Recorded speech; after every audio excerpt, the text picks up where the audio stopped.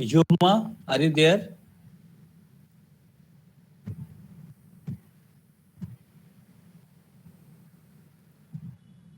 Okay.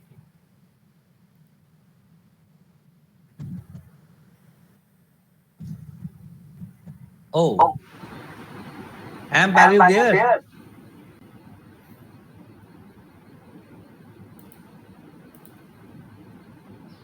Today you have to give the vote of thanks. Oh, Abu Bakar, please open your video. Open your video. Good morning. Are you in the vehicle? Good morning, Dr. Faranja. Okay. Good morning. Are you in vehicle? Are you Yeah, driving? I'm Morning, good driving. morning, good morning. Or you are there today? I just got home. Okay. Okay. So will you get connected? Please stay with us. Okay. Okay. Yeah. Thank you. Thank you. Thank you.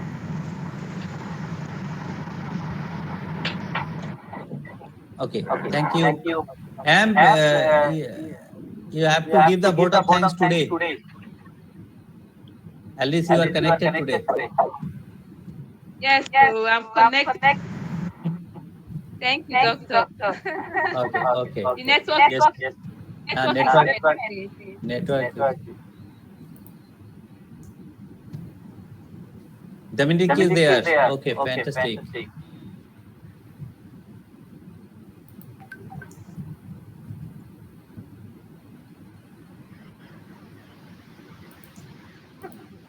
Okay.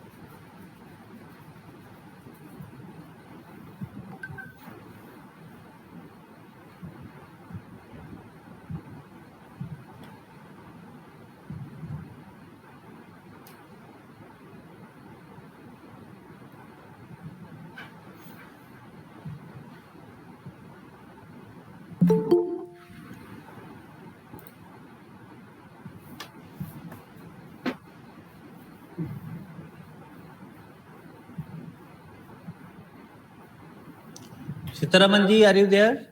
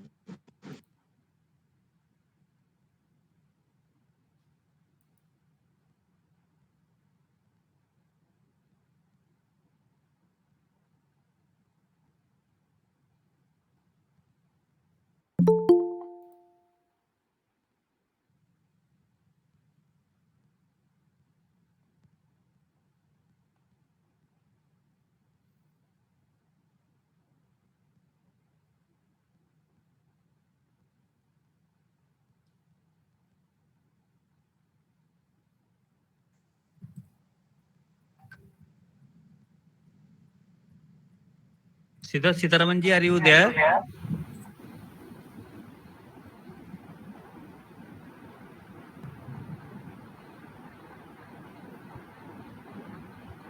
Hello.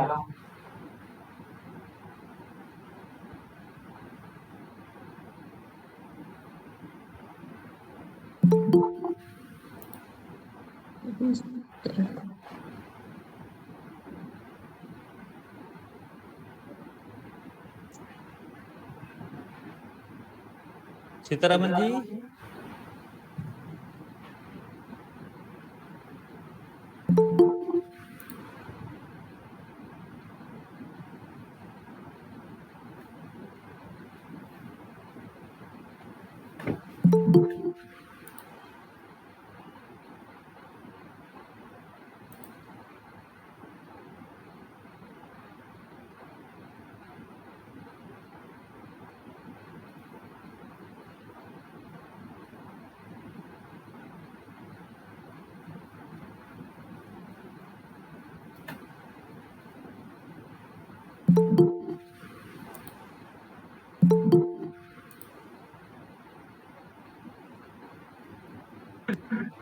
Yes.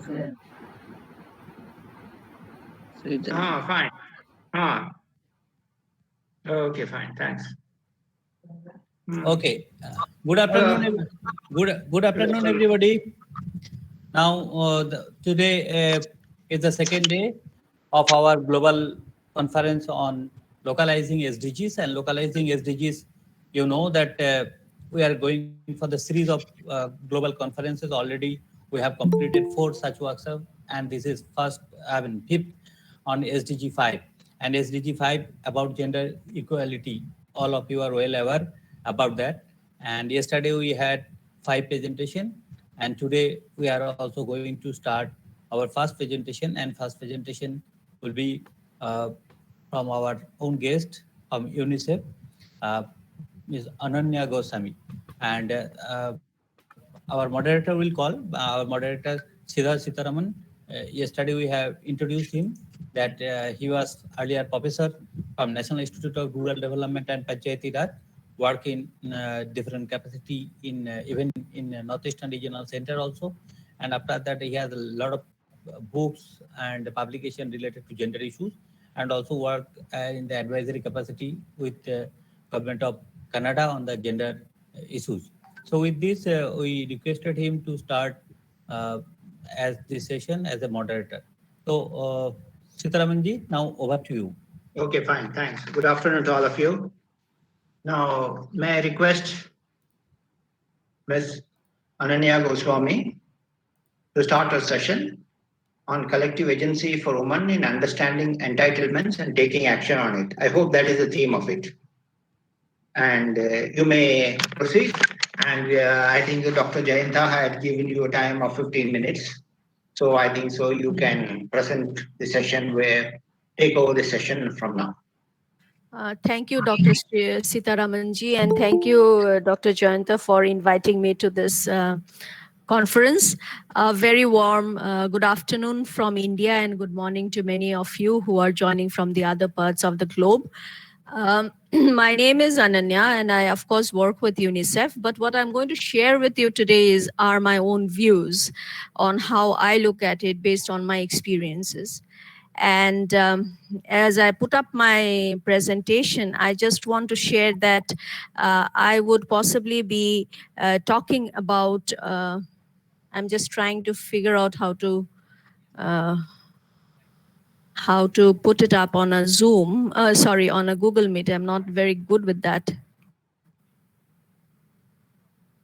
Is it a window, or how does one do it in a Google Meet? Yeah, it's a share, fourth button.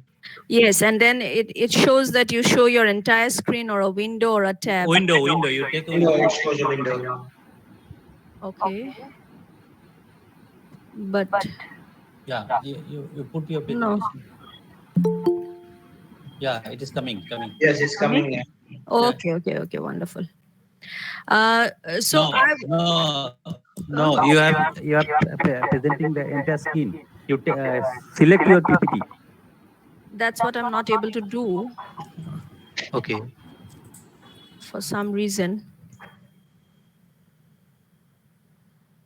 There it comes. I will be able to do it now, I think. Yes.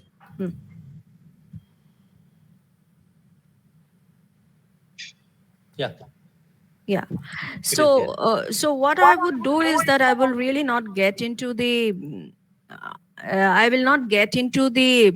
theory behind all of this. I think we have academicians here who understand theories very well. What I'm going to talk to you about are some of my opinions and views based on the experiences that I have had so far. I just want to start with a quote that Emma Watson actually spoke about. This was her address in the UN. And to me, we cannot think of gender equality only if we look at women's issues.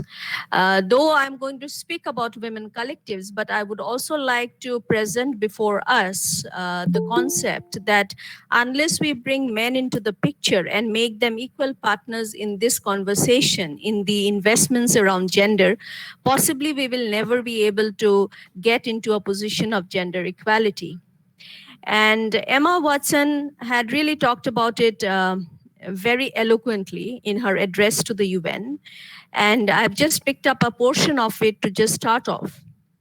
We don't often talk about men being imprisoned by gender stereotypes, but I can see that they are, and that when they are free, things will change for women as a natural consequence. If men don't have to be aggressive in order to be accepted, women won't feel compelled to be submissive. If men don't have to control, women won't have to be controlled. And I'm going to present to you a few case studies based on my field studies that I have done as part of my work, where you would see that there is a need for men to kind of control women's decisions. And many a times we kind of stereotype those men, saying that they are machoist, they are chauvinistic, which is the case. But are we really making an effort in terms of our policy design to bring men into the conversation on gender equality? So as I've said, that is it only about women when we talk of gender equality, but is it also about men?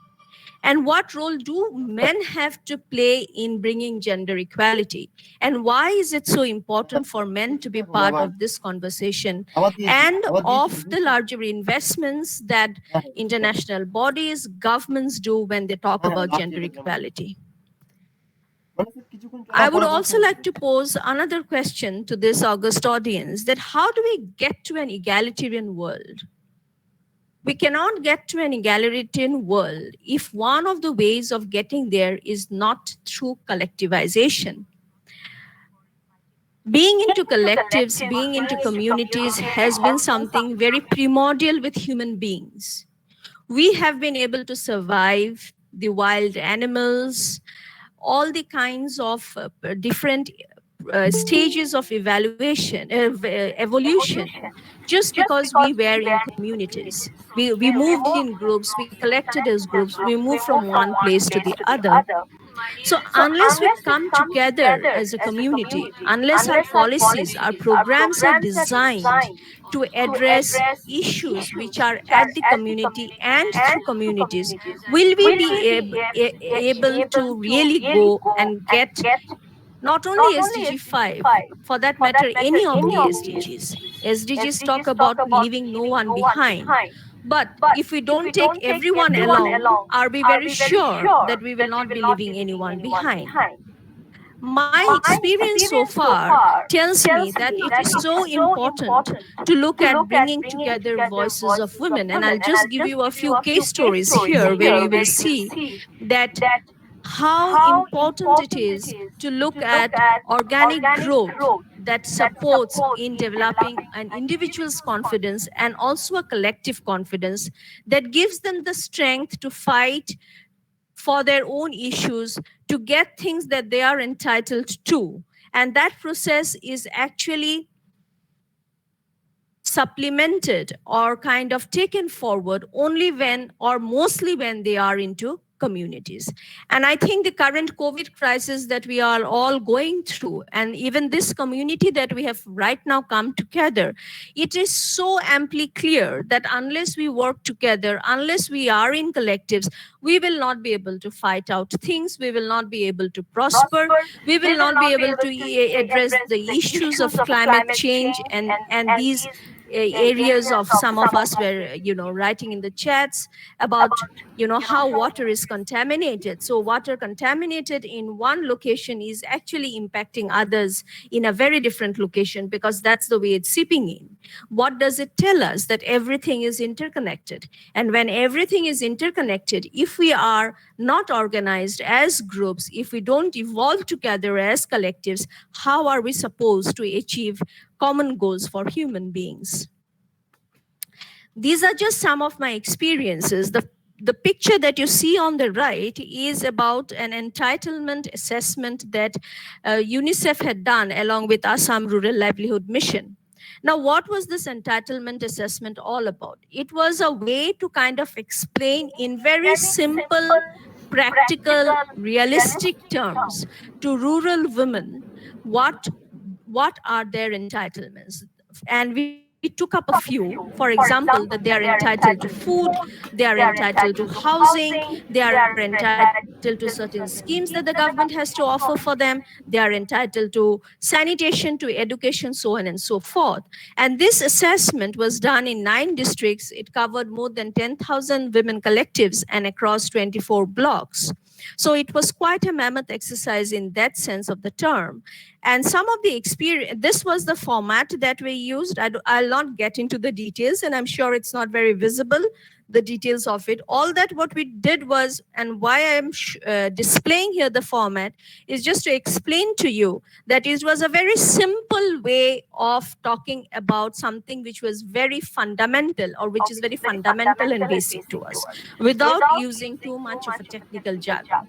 Just to say that if you have, say, for example, food grains which are coming to you at a subsidized rate, that means that you have that entitlement, you have that authority to ask for that food if you are eligible for it. So this was just a way of kind of triggering that conversation in the communities, in the collectives, that are you really aware that you have these rights? And how do you understand these rights is about through the schemes. So it was kind of merging both the schemes and the conceptual framework into one. So that has been the attempt.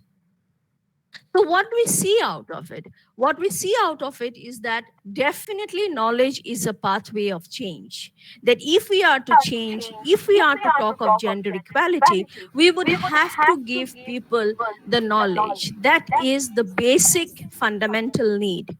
So I'll just read 1 or 2 quotes. These are the quotes that I have put in based on the experience documentation that we did. So one of the women, she said that, like many others in my SAG, I found out about the right amount of ration that I should receive from the, what we call here the PDS through the entitlement assessment. One member of our SAG has demanded the right amount of ration at the PDS shop after they have participated in the entitlement assessment.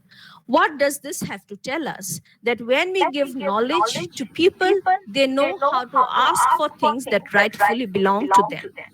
There was another one. There is a program that in the government of India runs, a cash for work program, where one of the women, she talked about the experience of some of these SAG women. She says, the women I have interviewed were aware of the MGNREGA scheme, but they were not aware of the number of days and their right to claim for work.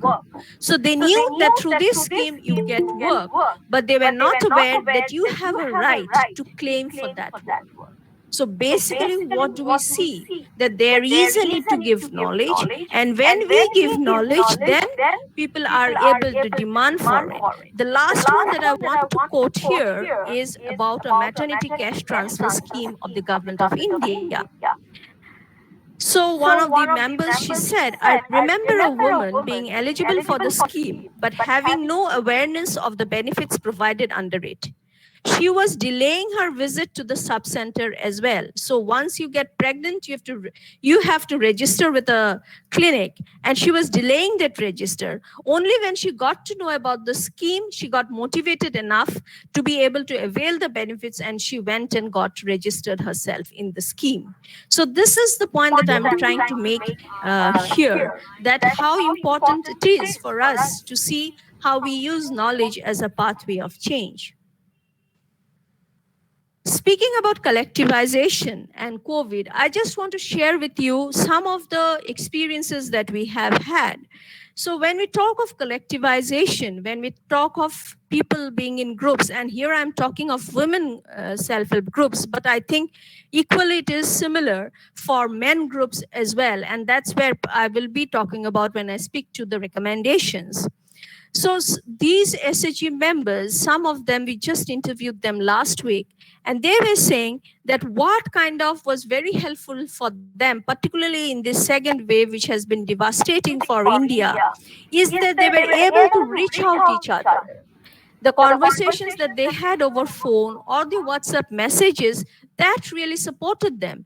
And mind you, many of these women, they come from very poor families. In fact, there were stories where, and there isn't enough space or time today to speak to it, where many of these families, they were not having work, and they were completely dependent on whatever ration that they were able to get from the government. And that's where, again, these collectives only supported them. So women from these collectives, they got the information that the ration shop or the food subsidy shop was providing more ration, and they reached out to those women who were actually not having food grains enough to feed their family, and that's how they were able to kind of tide off the crisis, which is currently showing a bit of an ebb. So the point here to make is that how this sense of solidarity, the sense of being together, is something which is organic and which helps people to cope with their problems, with their issues when there are emergencies as they strike, and also at times when there are better times, which for us right now, it looks a little far ahead. The second point that I want to make, about which I spoke in my introductory slide, is that let us involve men as we design policies. So it should not be an afterthought when we talk of gender equality. And sadly enough, if we look at the indicators as well that we typically use to measure gender equality, we aren't looking at any indicator that talks about the engagement of men, or where it talks about the engagement of men in a positive way. We are talking about physical violence, we are talking about, workforce participation rate, and all of them are important. But is it also very necessary, or is there a space that is necessary to bring in men, and we start measuring their engagement, their involvement as we move towards gender equality? So this is a case in one of the remote tea gardens of Assam. And these tea gardens are one of those places where the tribal communities live, and they are at times worse off in terms of their social indicators, in terms of their health indicators. The maternal mortality ratio in the state that I belong to, which is Assam, is the highest in the country in case of India. And the maternal mortality ratio in these tea communities is one of the highest even within the state where I live. So there is a Government of India scheme, which is a maternity cash transfer scheme. Now, here is a case of a woman who could not open a bank account, or who found initial difficulties to open a bank account because her husband will not allow her to go to the bank to open an account. She wasn't aware that there is a scheme of a government where she can have a zero balance account. And even when she got to know about it, she still couldn't go because she said that her husband would not allow, until there was someone else who kind of agreed to go with her. Her husband agreed, and finally they could go and open the account. Now, what does this story tell us? And this is not one of a story. those of us who are from this country, we will very easily identify with this story. This tells us that there is a need for us to kind of engage men and not look at them as just being obstacles or not being able to provide that support. Possibly they have never understood why is it important. Possibly they have never understood why is it important for their wives to get that money and to take care of our health. That is something that they have not been taught. That is something that they have never experienced. Their experience has been to have a control over women. And that's where I think how many number of schemes the government might make, they may have limited success if we are not addressing engaging men and what in development jargon is called as positive masculinity.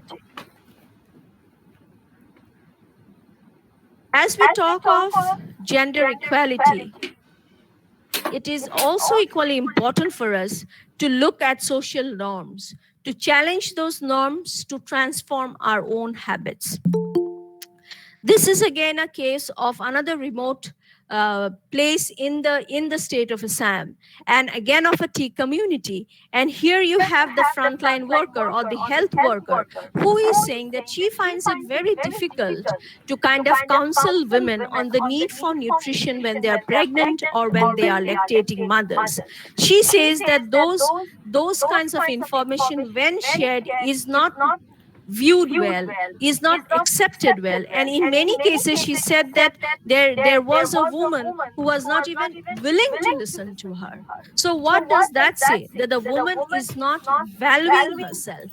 And where does that come from? That comes from the social norms that we are brought up with, where a woman is always in the periphery. She is never at the center of the household or of the family.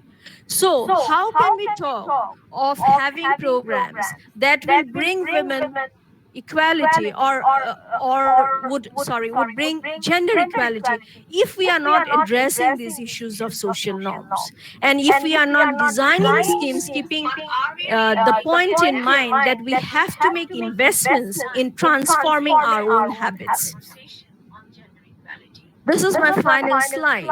And here, as I have spoken to, what we want to really look into is that there is really a need to look into, to have a holistic approach to policy design.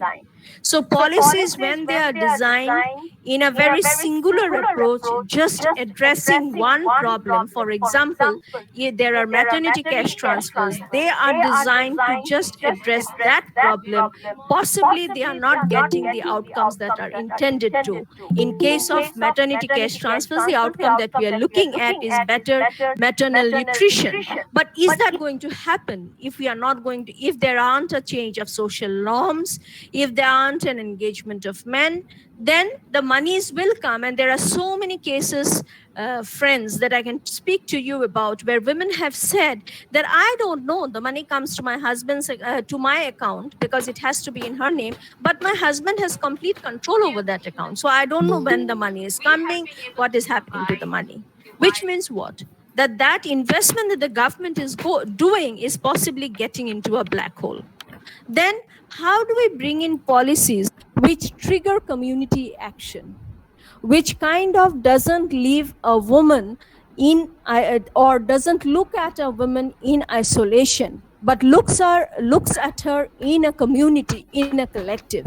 It is the collective that gives her the energy, the space, the motivation to think of change, because by herself she is extremely vulnerable. She may not be able to do as much as would be required to shift things, to shift the paradigm. But if she is in a community, and as I have spoken to you all a bit ago about the entitlement assessment that we have done, one can definitely see that there are changes which come. They may take a bit of a time, but they do come. But again, are we looking at policies which really promote collectivization? Are we really look at the decentralized structures? I haven't spoken to that in my presentation, but if we look at the decentralized structures that India today has, have we been able to do enough devolution of roles and responsibilities to the Panchayati Raj institutions so that they can take action on issues that are most critical to them. They have the agency to take action, which is more important. So unless we focus on collective action, unless we focus on triggering community level action, possibly we will not be able to achieve gender equality. Thank you so much.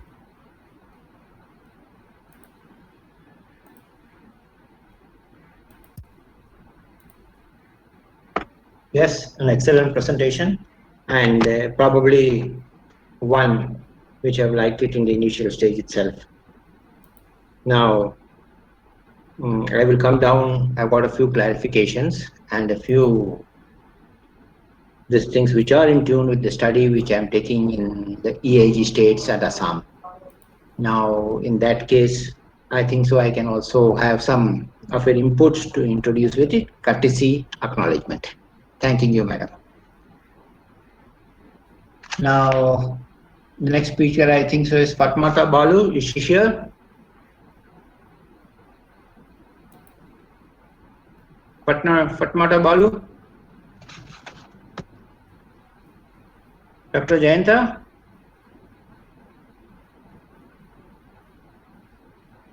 Or shall we go down to the next speaker? Actually, already she did it. Okay, yesterday she gave the same presentation. That's also. Yeah. It's some mistake. Okay. So we can go to the next. Mr. Mrs. Nayanika Gokai and Pradeep Yara. Yes. You can take over, both of you. Yes. Hello. Please take over. Sure, sir. The chair is yours now for 15 minutes. So there are, yeah. You can share your sessions now. Sure, sir. Let me share my screen, sir. 1 minute.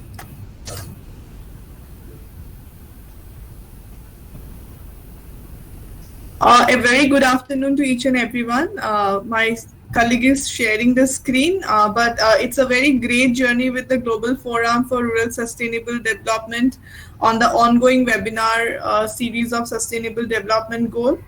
I would like to thank Ma'am, Ananya Ma'am, for giving a very wonderful speech and looking forward for more such insightful presentation on SDG 5. So my name is Nayanika Gogoi, and I work as the state campaigner of Assam in Eat Kind India campaign for Humane Society International India. And with me today, I have my dear colleague, Pradeep Yara, who is also currently working as a state campaigner in Hyderabad in the Eat Kind India campaign. And today we are going to give a presentation on the topic, Achieving Gender Equality Through Farm Animals. And before I head towards the presentation, I would like to give a brief introduction about the organization we are currently working in. So Humane Society International India is a not-for-profit animal protection organization, and we are working for the protection of all animals, and we are the world's largest animal protection organization. We promote respect and caring of all animals and endeavor to create a sustainable world for all animals, including human. We work through education, awareness, policy program, and direct intervention. Also, we work towards policy amendment of the Indian laws on animals, either be it on ending animal testing for cosmetics or for the update or prevention of cruelty to animals act. We also time to time do capacity building program through sensitization, through workshop to the judicial magistrate, police officials, stakeholders, and time to time trainings to the lawyers, animal advocates, and so forth and so on. Could you? Yes. Yeah. Yeah. So as we are talking about gender equality, we have understood that gender equality is not only a fundamental human right, but it is a necessary foundation for a peaceful and sustainable world. And if we exclude the issue of women, then half of the world population will stay outside the realm of opportunity to partner in building a prosperous society and economy. Equal access to education, decent work, and representation in political and economic decision-making processes are not only the right of women, but it is a benefit to the humanity at large. As we all can see here from this image, that Goal 5 aims to eliminate all forms of discrimination and violence against women in public places and private space, and undertake reforms to give women equal right to opportunities in both property and ownership. As we have through Beti Bachao Andolan, Beti Bachao, Beti Padhao, India has achieved gender parity at the primary education level, but India is still failing to create an environment, safe environment for women. There is 1 in 3 women have experienced some form of physical or sexual violence in their lifetime. As an example, a baseline study revealed that in New Delhi, 92% of women had experienced some form of sexual violence in public place during their lifetime. And in 2018, close to 2/3 of total crime reported against women in India was committed by husband or her relative. If you can see in the next slide, a shocking reality will come into your picture, that there is a significant correlation between the act of cruelty to animal as a child and serious recurrent aggression towards people as an adult. In fact, one of the most reliable predictors of future violence as an adult is having committed animal abuse as a child. So if we see a child, hitting stone on an animal, we should not overlook that situation, but we should stop that child immediately, because at a later point of life, he will turn into a human being who will commit cruelty towards women and will commit some or the other crime.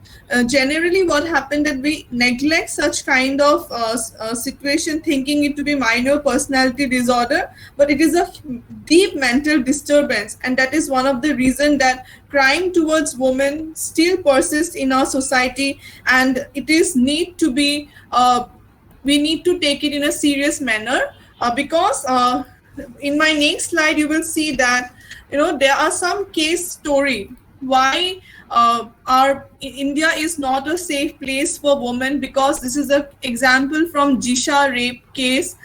Here the accused had a previous history of having bestiality with goat, and he had mutilated the private parts of the goat. So he had first practiced the sexual violence towards an animal, and when he became very confident enough, it headed towards the woman.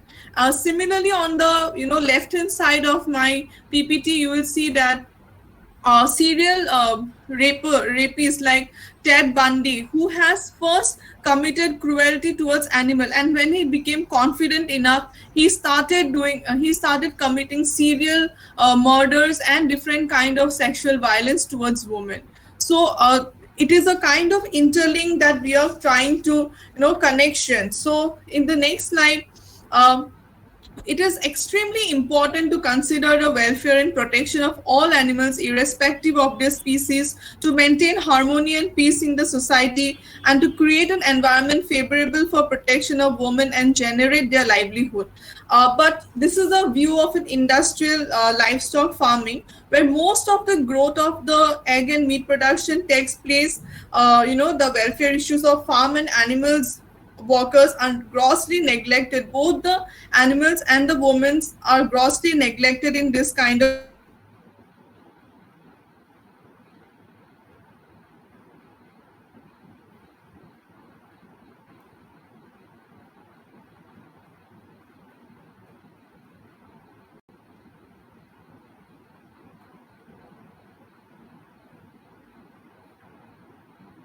in the world. More than 80% of these eggs comes from this industrial wire cages called the battery cage, where they cannot even express their normal behavior. And the hen, so the mother hen, then they have to lay eggs until their body gives up or they succumb to death. Similarly, with the female pigs, they are exploited.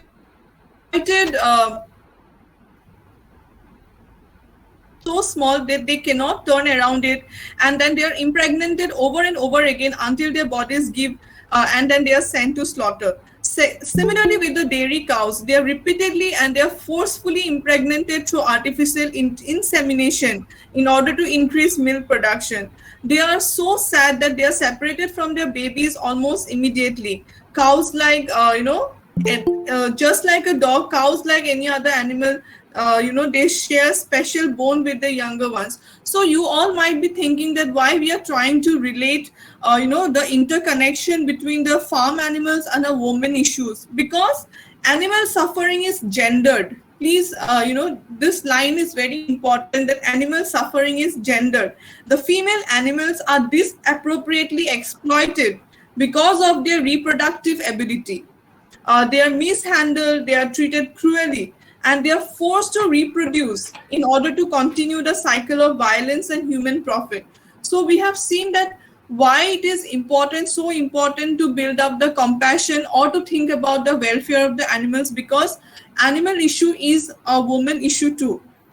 And the women working in these factory farms, as you can see here, that this is the condition of the factory farm. The women working in this factory farm have to live in areas contaminated with animal waste. I was seeing a discussion that was going on about the quality of the water, quality of the air in our country.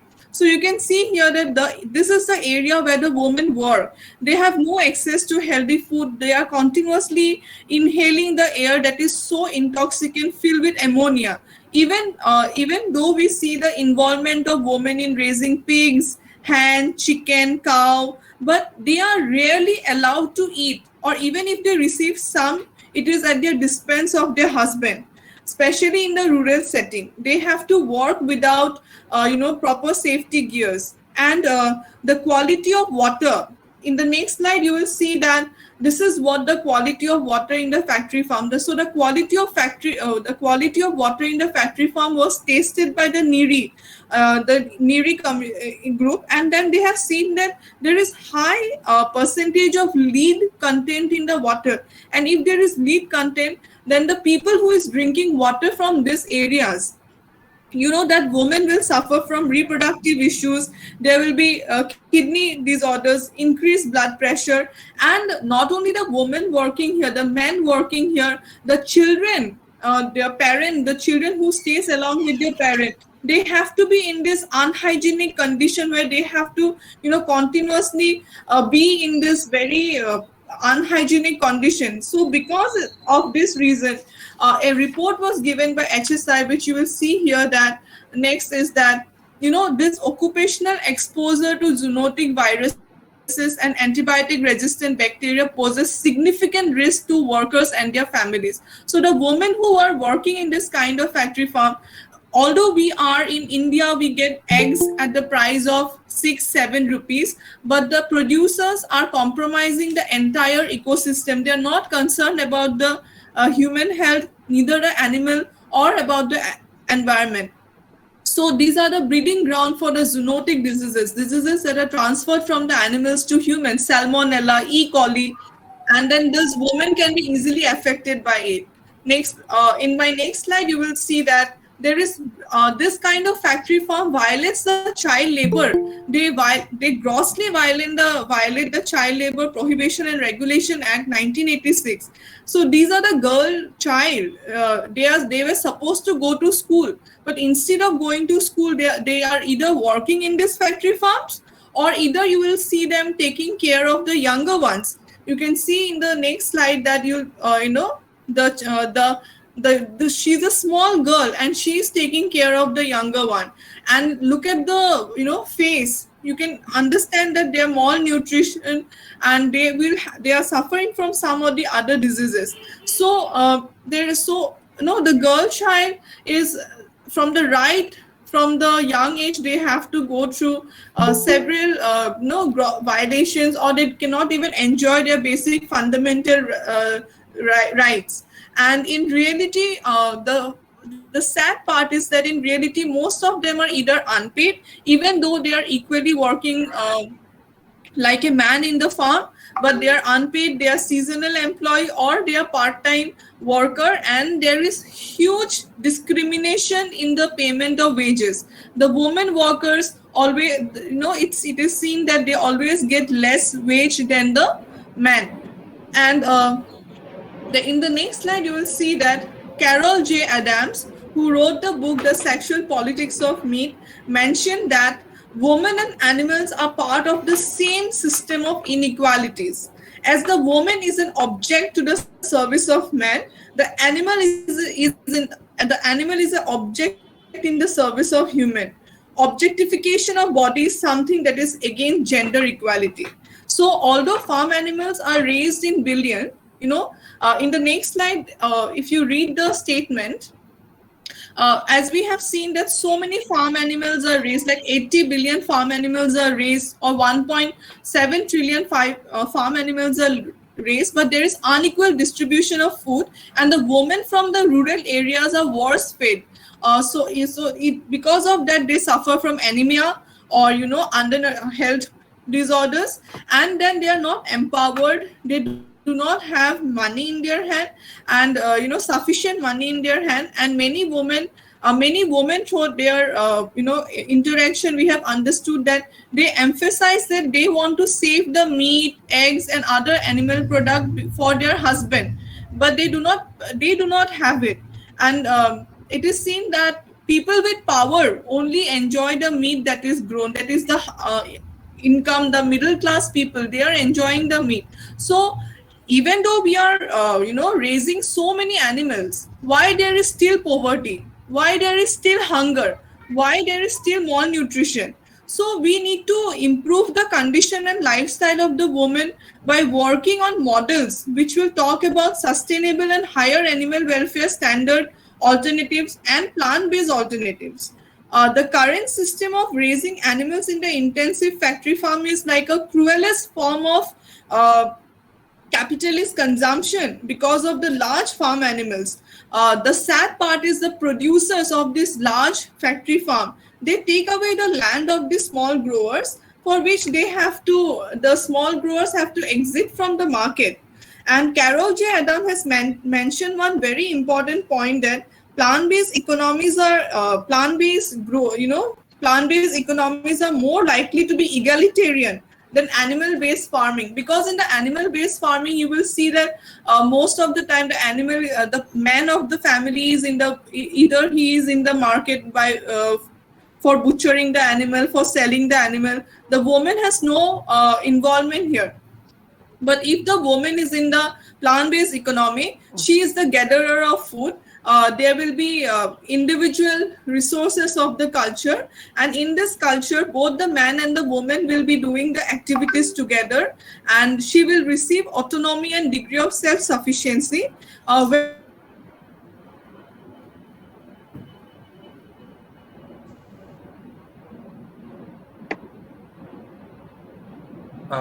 Ainika? Link is not there, I think so. You'll have to. Yeah. Can Mr. Pradeep Yara take over? Yeah, Sure. Pradeep, you take care, because most Yeah. probably there is a massive load shedding in Guwahati. Yes, sir. No problem, sir. So, till now, my colleague Nainika Gogoi has already mentioned about the Sustainable Development Goal and also the women. As my previous speaker, Miss Ananya ma'am has already mentioned that Sustainable Development Goals, no one has to left behind. So she had explained the potential problems of what the women are most vulnerable. Till now, we know about the crimes like what was happening on women, but there is an excess of difference which is not had been discussed, not had been noticed. That is called animal cruelty, which is a gateway to human violence, and my colleague has already explained about it. So now I'm going to talk about the solution part. We know that there are problems, and also there is also a solution. We know that plastic causes a lot of ecological imbalance, and we started to use a lot of alternatives for that. So we adopted a 3R policy. Similar to that, we can have a lot of solution approach. So even Food and Agriculture Organization has also stated that achieving the gender equality and food security, empowering women as against hunger can be possible through following a sustainable food production methods. And if you can see the alternative protein sector in India, we can see that as an independent perspective, most of the population from the past 1 year, at least 21% of the Indian consumers are shifting to a more sustainable and climate resilient diet, whether it may be vegetarian diet or a vegan. We don't use a vegan word, we use a plant-based word. So most of them, they want a sustainable food systems and also climate friendly foods. And moreover, 3 in 10 of the Indian consumers, they want to shift towards a more sustainable foods such as plant-based foods. So most of them, we think that plant-based foods are more costly, but in reality, if you can exclude meat and dairy products, most of our Indian staple diet, all are plant-based foods. In the next slide, if you can see that the chickpeas, nuts, chia, seeds, these are all our indigenous crop varieties, which have been practicing from our forefathers' time. But due to the rapid increase of urbanization and also the population growth, we started to think that in order to feed the growing population, we have adapted the multi-cropping, monocropping systems, which in turn decreases soil productivity, crop productivity, and at the other hand, the farmers are also getting affected because of this monocropping system. So now how can this multi-cropping system or indigenous protein crops can help the smallhold farmers, especially women, by growing diversified crop varieties, which can boost the crop productivity, and at the same time it can increase the we can increase the income levels of the women, especially rural farming, if we can take into consideration. So even the government of India has realized its importance, and every year, February 27th, we've been celebrating as an Indian Protein Day, just to encourage citizens to learn and take more initiatives of sources of plant-based food. And the Indian government has also released its first poster endorsing the unique benefits of plant-based food. Even the Ministry of Health and Ministry of Health and Welfare, along with the Food and Safety Regulatory Authority of India, is promoting a plant-based food because of its unique benefits, and it also helps us to fight against various diseases like COVID-19. So this is a backyard poultry farm. As my colleague has already mentioned, because of the intensification of animals, especially in industrialized animal agriculture or concentrated feeding operations, most of the time smallhold farmers are pushing back. And till before the 1990, in India, if you can see the rural economy also, we have been practicing the backyard poultry farm. Because of the rapid urbanization, also the spurt increase in the demand of meat and dairy products, we have adopted the industrial animal agriculture. So a lot of the times in Indian and industrial animal agriculture, as my colleague has mentioned about it, the viral amplification of diseases has been happening, and because of the live transportation of animals and wet markets, which in turn has creating a lot of problems for not only for the animals and also for the humans, especially the women or me being vulnerable because of this intensification of animals. So why we need to choose a free range farming or a backyard poultry farming? The first is silent 3 reasons. The first reason is it can boost the rural economy, and the women can also have a financial independence. At the same time, the live transportation of animals can be reduced, and the viral amplification of diseases. Right now, COVID-19 situation, we are seeing it, and we are seeing that our ecosystem has been badly affected. So such situation can be reduced. And most of the time in India also, there are a lot of companies which are emerging in India to look towards a plant-based protein products. So if you can see the Plant-Made, it's completely made by it's an incubator which has been developed by IIT Delhi. So it has awarded as a UNDP award for the making a plant-based food which is free from animal products. Completely they made from the plant source. So there are more and more emerging companies which have been entering into the Indian ecosystem. And this can also boost the this can also empower women. And Mainuk and me work for the campaign called as Eat Kind India campaign. We work as an individual outreach coordinator. And if you can see in the picture that these are all our home bakers So they have taken the commitment and as realizing the importance, like how the animal agriculture is affecting our environment, and we need to provide a sustainable food options for their customers. And they have reduced their 30% of their annual products in their menu. And if you can see that most of them are women, most of them are home bakers.